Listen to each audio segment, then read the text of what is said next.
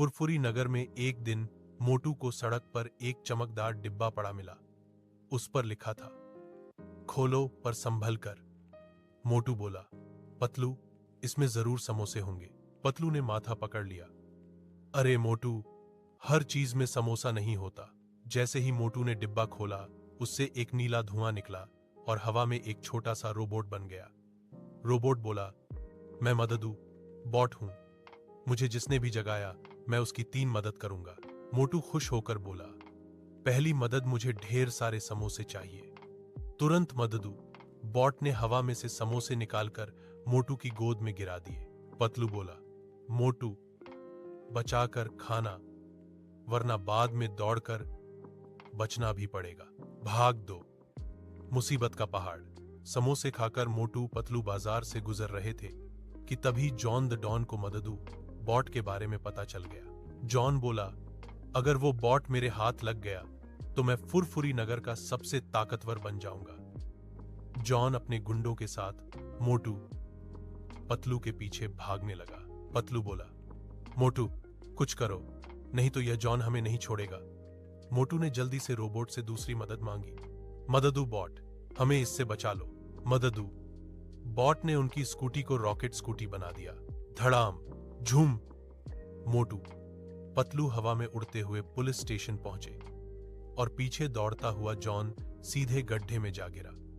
Inspector Chingam बोला, crime की दुनिया में क्राइम करना इम्पॉसिबल है। जॉन पकड़ लिया जाता है। भाग 3, आखिरी मदद और बड़ा सरप्राइज।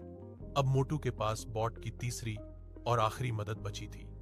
पतलू बोला, मोटू, सोच समझ कर मांगना। मोटू ने थोड़ी देर सोचा, फिर बोला, मददू बॉट, मैं चाहता हूं कि फुरफुरी नगर में हर कोई खुश रहे और किसी को भूख न लगे।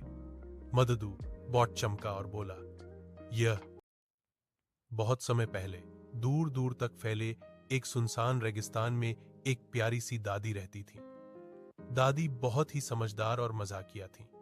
उनके पास एक छोटा सा दोस्त था, मोंटू बंदर। मोंटू बहुत शरारती था, पर दिल का एकदम साफ। दादी, यहां कितनी गर्मी है, काश हम बर्फ का एक घर बना पाते। दादी हंसकर बोली, अरे पगले, रेगिस्तान में बर्फ का घर? यहां तो बर्फ पिघल जाएगी। लेकिन मोंटू की आंखों में चमक थी। दादी, हम कोशिश तो कर सकते हैं। दादी को उसका उत्साह अच्छा लगा। उन्होंने कहा, ठीक है, चलो कोशिश करते हैं। अगर दिल साफ हो और साथ हो तो कुछ भी नामुमकिन नहीं। बर्फ की तलाश। दोनों सुबह सुबह ऊंट पर निकले। रेगिस्तान की लंबी यात्रा के बाद वे एक जादुई पहाड़ी के पास पहुंचे, जहां एक पुराना कुआं था। कहा जाता था कि यह कुआं ठंडी हवा और बर्फ निकालता है। मोंटू ने रस्सी डालकर बाल्टी खींची और सब हैरान रह गए। बाल्टी में चमचमाती ठंडी बर्फ थी। दादी ने कहा, देखा, मेहनत करने वालों का साथ किस्मत भी देती है। वे कई बाल्टियां भरकर ऊंट पर लादते गए और अपने रेगिस्तान वाले घर लौट आए। बर्फ का घर बनाना। हव